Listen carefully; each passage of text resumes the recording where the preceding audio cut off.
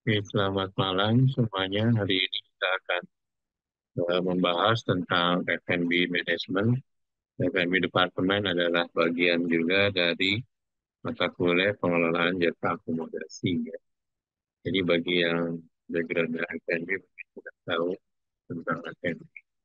Nah, kondisi sekarang karena status ini beberapa hotel itu konsepnya akan lebih banyak FB revenue menjadi backbone-nya ya, tidak hanya sebagai alternatif selain rooms ya. Kalau kita lihat beberapa hotel bintang 5 kayak Mulia, Senayan Jakarta atau Shangri-La, The Meridian gitu bisa bikin beberapa outlet dan beberapa outlet itu menjadi kayak hotel itu kayak mau banyak outlet F&B-nya gitu. Ya. Nah, ini yang menjadi konsep ke depan gitu. Jadi sekarang beberapa hotel akan mengedepankan F&B-nya gitu, terutama di bintang 5 ya.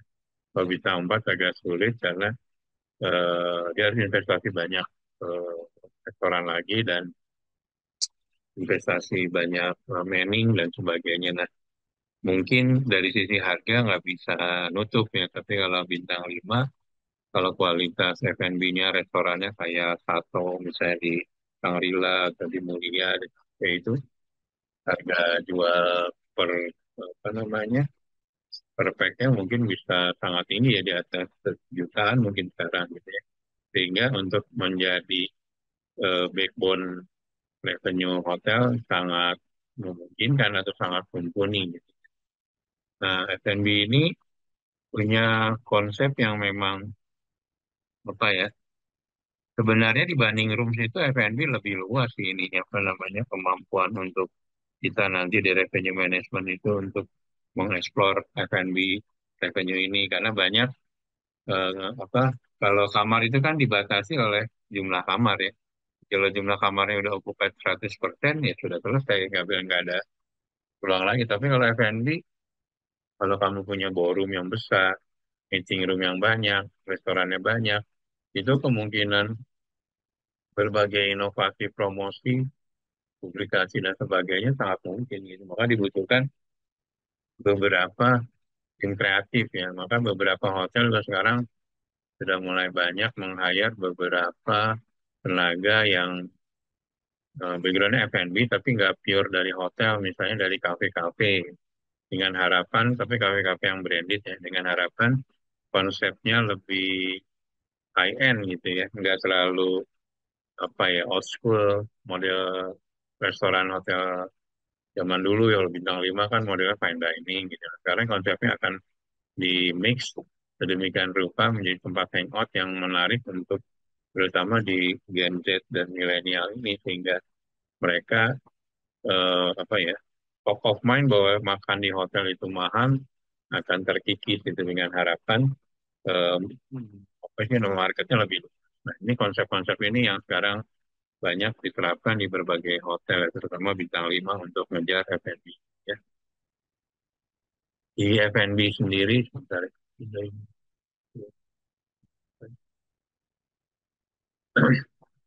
biasanya memang di beberapa restoran di hotel itu konteksnya sangat juga apa ya namanya concern ya dengan yang namanya global safety food, terus sama dengan hygiene, sanitize, dan sebagainya.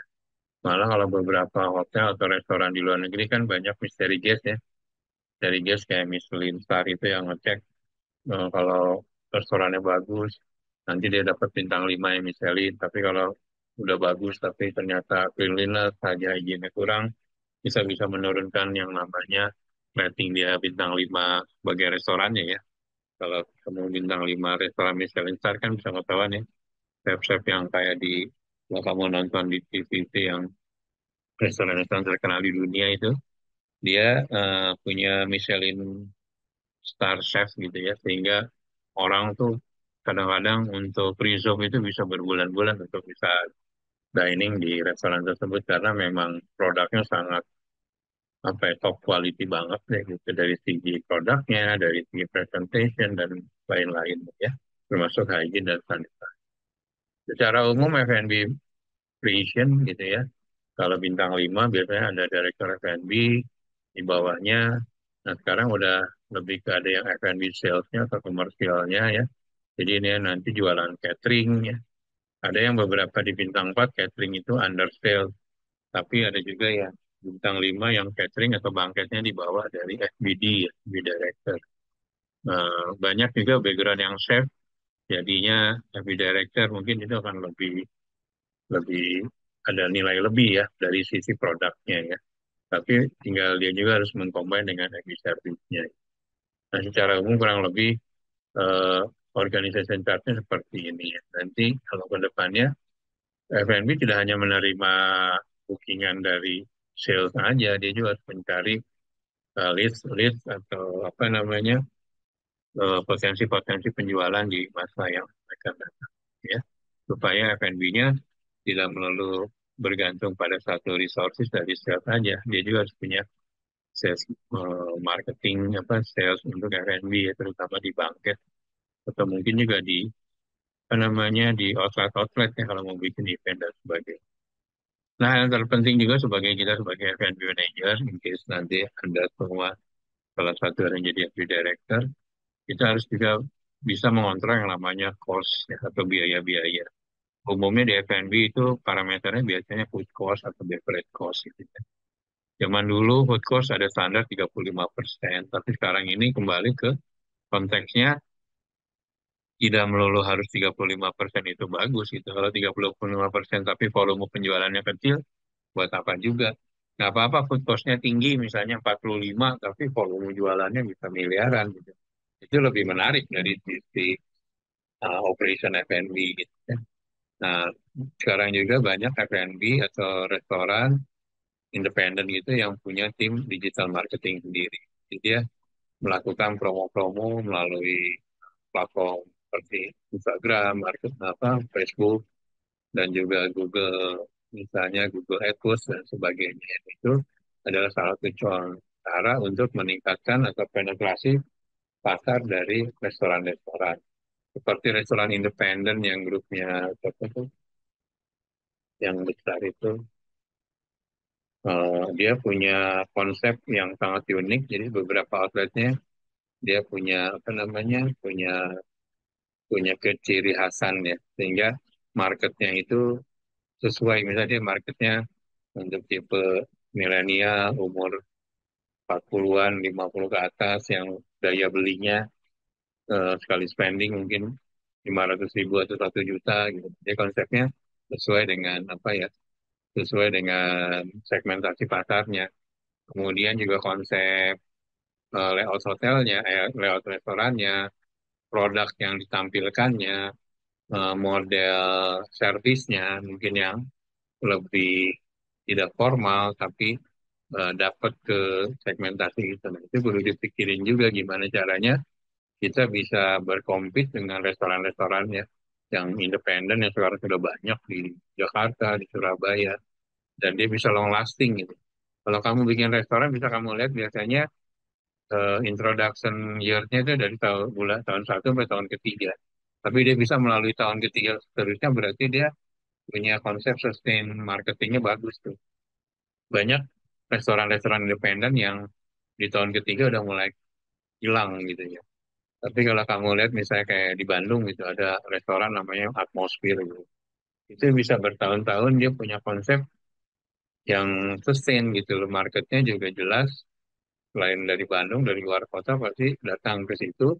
Dan makanannya juga masuk ke berbagai level. Nah, untuk berbagai segmentasi ya, mulai dari keluarga, eksekutif, dan sebagainya. Itu kan di mana mengcombine itu dibutuhkan suatu tim kreatif, yang terutama FB marketingnya yang harus bisa, apa sih namanya, harus bisa positioningnya benar gitu ya, sehingga dia bisa dapetin market yang dia atau ceruk pasar yang dia akan ambil. Nah, kalau untuk di hotel memang ada keterbatasan ya, kecuali seperti saya sampaikan tadi, hotel bintang 5 restorannya banyak yang independen, dia bisa berdiri sendiri, beberapa malah di outsource gitu ya.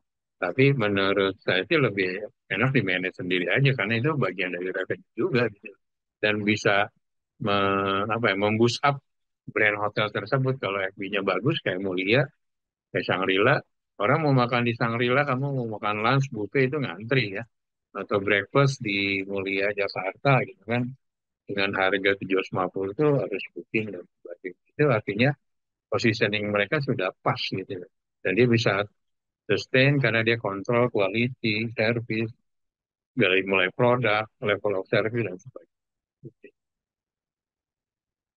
Kembali ke cost tadi ya. Jadi kadang-kadang sekarang si chef juga harus kreatif, jangan melulu terlalu concern ke cost karena apalah arti costnya tinggi kalau nggak ada jualan juga gitu. Jadi harusnya balance gitu. Nggak apa-apa seperti saya sampaikan tadi, costnya tinggi 45, malah ada yang 50, tapi volumenya bagus gitu dapet. Daripada kamu jualan apa sih namanya costnya rendah, berarti harganya mahal tapi produknya juga bagus. Itu adalah suatu pilihan-pilihan sih bagi kita seorang happy director sebagai GM restoran gitu untuk bisa melakukan strategi itu, strategi costing plus jualannya seperti apa. Di F&B ini terbesar memang selain food cost adalah labor cost. Nah, itu pastiin juga labor cost itu kadang banyak eh, sebenarnya kan di Indonesia terutama di kota-kota besar di Jakarta gampang kan nyari anak trainee atau daily worker atau casual gitu ya.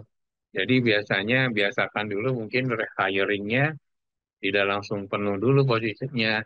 Mungkin seiring revenue mulai rame, apa namanya, operation yang mulai sibuk, baru hiringnya ditambah gitu. Jadi kalau sebelum itu mungkin kita banyak menggunakan either training atau casual dan sebagainya untuk kontrol labor cost-nya ya, supaya jangan labor cost-nya kegedean, eh, namanya revenue-nya belum belum dapat gitu. Akhirnya bottom line-nya atau profit-nya menjadi loss gitu, atau rugi gitu. Di sini kemampuan juga seorang GM restoran gitu, kalau restoran itu independen untuk bisa melakukan strategi yang tadi rekrutmennya kapan, hiring, training dan sebagainya supaya produknya apa namanya sustainability restorannya. Ya memang biasanya restoran itu BEP-nya mungkin kalau restorannya rame di 3 tahunan gitu ya. Tapi kalau investasinya udah mahal biasanya, bisa kamu buka restoran di Kemang lah. Dari segi investasi kamu kontraknya aja udah mahal. Belum kamu apa namanya harus renovasi, beli alat dan sebagainya itu mungkin bisa investasi kamu ke 10 miliar gitu ya. Nah, untuk balikin angka 10 miliar kan kamu bisa harus cari kira-kira jualannya harga F&B-nya perfect berapa gitu ya supaya pada tamu kesekian di tahun kesekian bisa balik modal gitu. Nah, kalau bisa memang F&B itu paling cepat 3 tahun sampai 5 tahun lah balik modal. Kadang-kadang 8 sampai 10. Khawatirnya baru 3 tahun udah mulai decline gitu. Itu yang jadi problem. Kecuali kamu punya konsep marketingnya yang sustain atau kalau nggak mau beresiko ya kamu ngambil franchise gitu. Misalnya kayak McDonald yang udah jelas marketingnya, produknya udah dikontrol sama corporate-nya. Kamu kan tinggal bagi own, tapi memang eh, porsinya ya kecil kamu dapetnya gitu ya. Tapi kalau kamu punya konsep restoran sendiri, pasti profitnya kalau itu profit kamu lebih gede. Tapi kalau rugi, ya juga gede juga. Gitu ya. Jadi itu pilihan-pilihan lah kamu kalau mau bikin.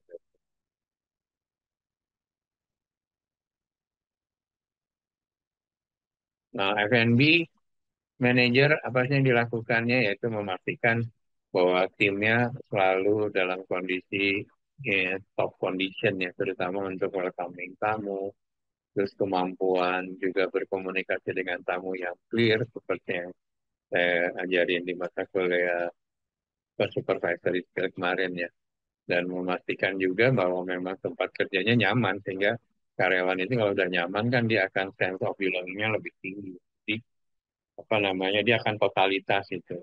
Bayangin kalau kamu punya usaha tapi karyawan kamu merasa tidak nyaman, akhirnya jualannya nggak terlalu maksimal. Akhirnya ujung-ujungnya untuk profitability kita punya restoran juga menjadi apa namanya kurang gitu ya.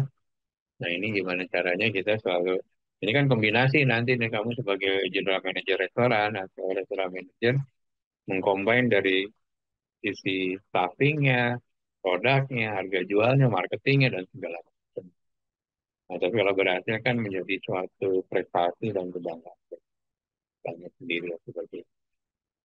Nah, biasanya apa sih yang faktor-faktor yang harus kita pastikan atau yakinkan waktu menjalani kita buka restoran atau menjalani kamu sebagai asisten manajer di hotel lah. Kadang-kadang kan pengaruh ekonomi juga seperti dulu kita lagi kondisi COVID ya, beberapa semua lah hampir semua bisnis mati gitu ya, apalagi terutama industri hospitality gitu kan. Kita beberapa hotel tutup 3 bulan, malah ada yang tutup sama sekali. Nah, tapi di balik masalah itu ternyata ada juga peluang seperti apa sih namanya delivery ya. Beberapa brand besar melakukan itu, tapi ya tetap aja tidak sesignifikan kondisi normal ya, namanya pandemik gitu ya. Terus eh, kebudayaan nasional juga, jadi beberapa negara, misalnya negara Muslim ya, kamu jualannya yang banyaknya yang makanan halal gitu, beda dengan mungkin di China atau di mana gitu. Ini juga kita harus bisa memastikan juga majority segmentasi pasar kita siapa gitu. Kalau memang Western ya memang kamu nyiapin POV dan sebagainya. Tapi kalau kamu mix marketnya ya mungkin agak kurang nanti karena di majority segmentasi pasar di Indonesia kan halal food ya gitu. Halal. Available resources-nya pastiin juga kayak kamu buka stick gitu ya. Sticknya misalnya yang bagus dari Argentina gitu kan, Wagyu-nya gitu kan. Nah, pastikan juga resources-nya itu lancar gitu. Jangan sampai kamu bikin produk, ternyata ada masalah di logistiknya, transportasinya, pengirimannya, sehingga produknya menjadi tidak konsisten. Seperti Abu Bastik gitu ya, saking dia dulu laku banyak, dia itu diundang oleh pengusaha sapi di Amerika dari Indonesia atau siapa gitu. Dia apa ya, karena mencapai jualan yang sekian puluh ton gitu ya. Nah, kebetulan waktu itu salah satu chefnya bekas anak buah saya di salah satu hotel di Jakarta, dia cerita dia dapat undangan itu dari American apa sih kayak peternak sapi di Amerika gitu. Dan mereka melihat proses pemotongan sapinya ya dari apa pembibitannya terus pengembukannya sampai apa namanya pemotongannya dan sampai dikirim ke Jakarta Indonesia. Nah, moral lu juga ini kalau di negara kita mungkin ada batasan-batasan ya. Dulu ingat yang ada apa restoran kayak Holy Wing itu apa yang agak model waitressnya yang berpakaian minim itu juga mungkin akan menjadi ada segmen pasarnya yang masuk ke situ, tapi overall secara umum itu menjadi challenge ya karena banyak yang protes dan sebagainya itu kamu harus pastiin juga jangan sampai kamu bikin restoran mengundang demo dan sebagainya. Nah, kita akan membahas tentang gimana sih cara memanage. Tadi kan saya sampaikan memanage operation, memanage juga isu-isu masalah kekaryawanan. Nah, dibutuhkan kemampuan seorang leader untuk bisa memanage ini semua gitu ya, supaya mulai dari urusan pengadaan barang, terus karyawannya, kemampuan chefnya, kemampuan waiter waitress, sehingga jualan itu akan rame ya. Kamu bisa bayangin tuh dulu zaman dulu Kemang lagi tahun berapa ya 2000-an mungkin ya, awal 9000 2000 tuh ramenya minta ampun itu beberapa restoran buka dan semuanya rame full gitu sebelum kondisi krisis moneter ya. Nah, masing-masing punya spesifik, ada yang konsepnya Italian, ada yang konsepnya French restaurant dan sebagainya. Nah, masing-masing akhirnya terjadi seleksi alam lah, beberapa restoran yang memang secara manajemennya bagus, dia tetap bertahan sampai 10 lebih dari 10 tahun, tapi ada juga yang sudah berguguran. Dan di situ bisa kelihatan mana uh, sustainability, baik produknya, marketingnya, termasuk leadership-nya. Kadang-kadang restoran juga ganti orang atau ganti chef lah. Kamu ngerasain deh. Kadang-kadang kamu makan di satu restoran, kamu udah bertahun-tahun, terus tiba-tiba kok rasanya beda. Pas kamu tanya ternyata ganti chefnya misalnya. chef itu kan memang sebenarnya kayak art gitu ya.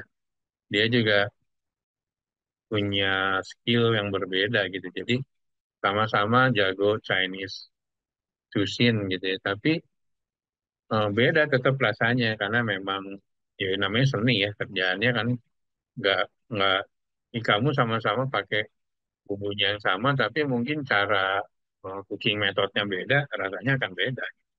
Nah makanya gimana beberapa chef yang besar-besar itu konsepnya selain gaji dia dapat share saham gitu loh supaya dia ngikat si ininya jangan sampai nanti udah restoran yang udah rame chefnya kabur atau chefnya bikin atau dibajak sama investor lain bikin kompetitor. Nah ini juga yang jadi satu hal yang sangat penting ya bagi kita untuk kita memastikan kalau kita mau manage apa, bisnis F&B.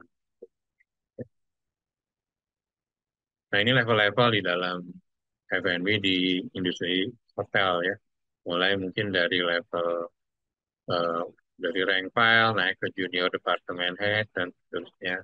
Kalau ada GM restoran atau mungkin di atas GM restoran ada area GM-nya untuk misalnya restorannya McDonald dan area Indonesia atau area Jawa Barat dan sebagainya. Inilah tingkatan-tingkatan sama seperti di departemen lain ya semuanya mulai dari karir biasanya dari bawah ya walaupun sudah dari lulusan luar juga biasanya kita sempat tetap melakukan yang namanya eh, training dulu gitu ya karena kita harus tahu produk knowledge-nya gitu ya nggak bisa tiba-tiba langsung jadi PM atau jadi manajer kalau kamu tidak tahu proses lini proses produknya karena nanti gimana kamu mau mengevaluasi nggak beres di mana kan kamu harus tahu cara apa namanya cara aturan ya. Nah yang terpenting ya biasa di dalam suatu konsep manajemen manajemen manapun ya kita yang pertama kita harus merencanakan. Tadi seperti kita mau bikin restoran, kita mau planning konsepnya restorannya apa. Oke, Japanese restoran. Kita mau pakai franchise atau mau bikin brand sendiri. Kalau brand sendiri perlu bakar duit ya untuk apa namanya promosi dan sebagainya. Terus perlu memang expertise-nya. Kalau nanggung-nanggung pakai chefnya lokal, biasanya orang Jepangnya juga belum tentu masuk. Nah, itu juga jadi pertimbangan di awal. Terus akhirnya diputusin, oke kita menggunakan brand sendiri tapi menggunakan ekspatriat dari Jepang gitu ya langsung chefnya. Kayak ada satu restoran Jepang saya lupa yang namanya di Plaza Indonesia. Ukurannya itu kecil, kemudian dia punya ownernya hotel saya sebelumnya di Jakarta. Tapi saking kalau chef Jepang kan dia akan masak di depan ketepan gitu ya. Dia bisa masak spesial buat kamu yang walaupun produknya sama semuanya tapi malam ini langsung dibikin pasti rasanya beda gitu ya. Dan kalau Asian food itu biasanya panas gitu ya disajikannya. Nah dia restoran itu eh, apa sih namanya seatnya paling nggak nyampe 20, udah kecil gitu ya. Dia punya, lokasi di Plaza Indonesia, tapi dia bisa jualannya itu bisa sustain dia udah berapa tahun, hampir 10 tahun dia masih masih berjaya. Berarti itu kan produknya benar-benar kejaga gitu loh dan benar-benar enak dan otentik, benar-benar Jepang. Terus dan controllingnya juga dan staffnya juga long lasting ya nggak turnovernya nggak tinggi ya berarti dari sisi remuneration-nya juga bagus gitu sehingga turnover pegawainya tidak terlalu tinggi. Nah ini konsep ini ya tentang planningnya harus matang, terus diputusin apa, terus gimana kita memanage staff dan terakhir controlling dari segi usaha dan sebagainya. Beberapa constraint di F&B ya peraturan-peraturan pemerintah, kenaikan pajak daerah juga mempengaruhi ya, jadi harga jualnya jadi naik, terus kondisi ekonomi, barang-barang F&B-nya atau bahan-bahan pokoknya naik itu akan mempengaruhi malah nanti portionnya dikurangin. Nah itu juga menjadi problem ya kalau yang tamu kita yang udah terbiasa kok biasanya dagingnya 250 gram gitu. Kok sekarang kayaknya agak kecil ya kita 200 gram atau 180 itu kelihatan ya. Kalau tamu yang sudah rutin atau regular atau loyalty market sudah pasti dia merasakan perbedaan itu. Di satu sisi kita nggak bisa naikin harga misalnya karena memang persaingan juga ketat kalau kita naikin harga khawatir tamunya pindah jadi kan dikurangin misalnya ya, supaya profitnya tetap. Banyak cara sih, selain portion yang dikurangin mungkin ya udah kita berkorban, profitnya berkurang tapi volumenya tetap juga. Terus teknologi juga mempengaruhi ya, sekarang dengan banyaknya beberapa restoran kan, dengan banyak apa namanya take away gitu, GoFood, ada yang menjadi rame, ada yang menjadi ancaman ya. Gitu. Tadinya orang dining lebih nyaman di restoran tersebut, restoran itu kelihatan sepi gitu. Tapi malah banyak yang take away. Ya, internal faktornya dari kitanya sebagai manajernya, direkturnya, cara memanage waste-nya, ya waste itu buangan. Jadi kalau produk itu kayak kita beli buah-buahan dari 5 kilo itu mungkin bisa dipakai hanya misalnya 3 kilo, duanya itu waste. Kayak semangka kan, apa sih namanya, kulitnya nggak bisa diolah ya. Tapi sekarang beberapa hotel, beberapa brand besar, dia sudah memanfaatkan. Jadi si waste itu diperkecil lah. Mungkin kayak model kulit semangka itu dijadiin kayak apa ya, produk makanan lah, saya lupa jadi kayak apa gitu. Jadi benar-benar waste-nya menjadi sedikit. Dulu saya punya teman chef dari Prancis gitu ya, dia yang mungkin kamu pernah dengar namanya Chef Gilles Mark. Chef Gilles Mark itu dulu zaman hotel di Park Lane, dia buka fine dining namanya Liba. Dia itu bisa apa ya, kayak daging itu kan pasti ada lemaknya gitu ya. Walaupun impor juga pasti ada sedikit banyaknya. Tapi si Gilles ini, Chef Gilles ini bisa sedemikian rupa sehingga semua produk daging yang dia beli itu akhirnya kepake gitu. Tidak jadi stok, stok itu kaldunya atau menjadi bagian makanan apaan gitu. Semuanya jadi gitu. Itu kemampuan ekspertisnya seorang chef sehingga bisa mengoptimalkan barang-barang itu. Ya.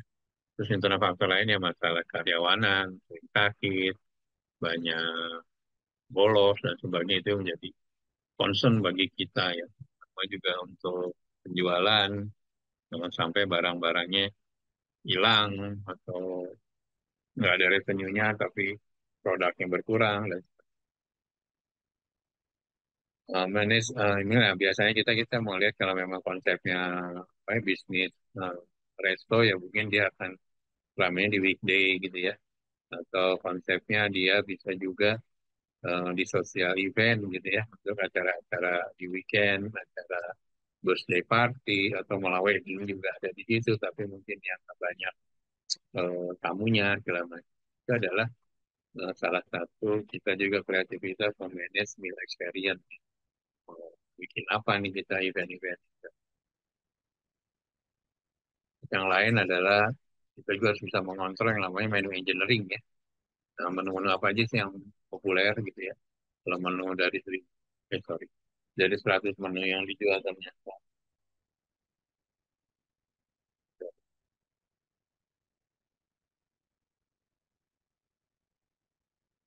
faktor affecting. Terus masalah gender juga menjadi ini ya. Jadi kalau makanan yang saat ini mungkin lebih banyak di apa sih namanya, orang biasanya misalnya dalam keluarga biasanya menentukan pembelian itu sih. Misalnya seorang ibu gitu yang membuat keputusannya kita mau makan di restoran mana, dia memutuskan atas saran anak dan suami. Nah, itu berarti kita harus mengambil market untuk publicity-nya ke gender female gitu. Yang age-nya orang udah nikah, mungkin yang di umur 27 tahun ke atas misalnya. Nah, itu adalah salah satu contoh juga memanage mereka juga. Terus level of service-nya seperti apa. Dan yang pasti pricing juga mempengaruhi nih, kamu pricingnya gimana. Yang kadang-kadang eh, ada yang main di harga tinggi tapi asal produknya bagus dan dia punya market yang walaupun kecil nih market tapi produk kualitinya masuk ke segmentasi itu. Atau kalau kamu jual murah yang produknya masif gitu ya, yang marketnya luas gitu.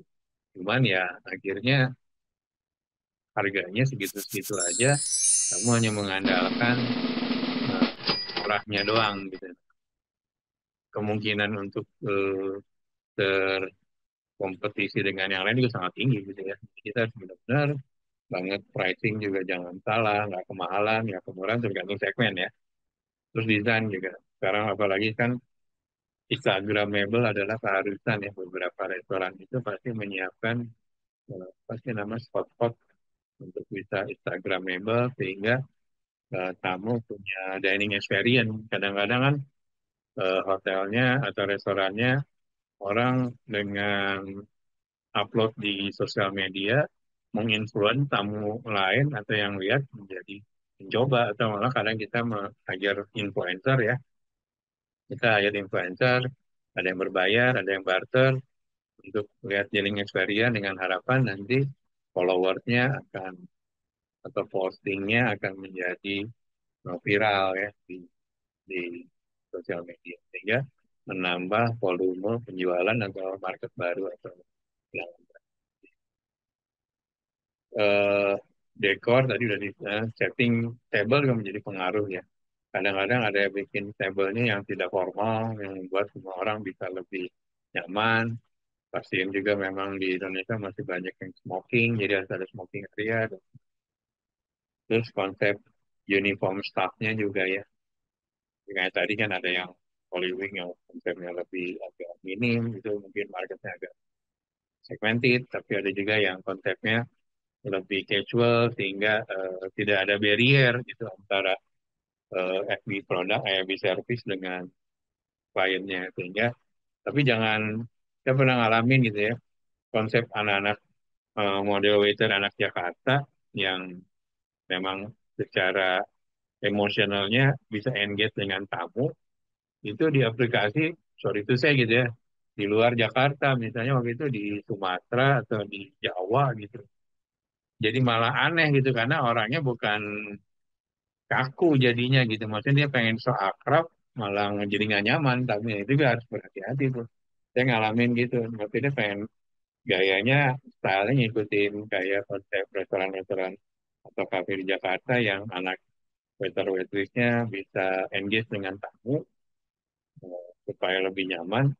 Waktu itu di konsep dipakai di Jogja malah nggak malah jadi ini ya kontradiktif gitu. Nah, itu kita harus lihat juga marketnya gitu kan belum tentu masuk gitu ya atau kalaupun masuk karena kulturnya beda malah jadi aneh.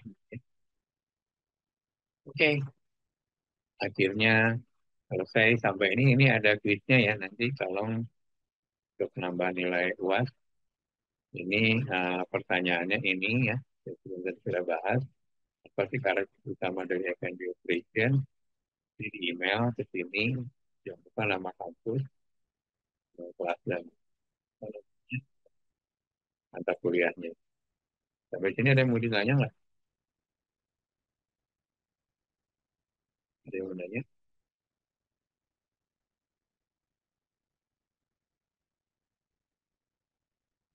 Kalau nggak ada, saya akhiri ya. Terima kasih.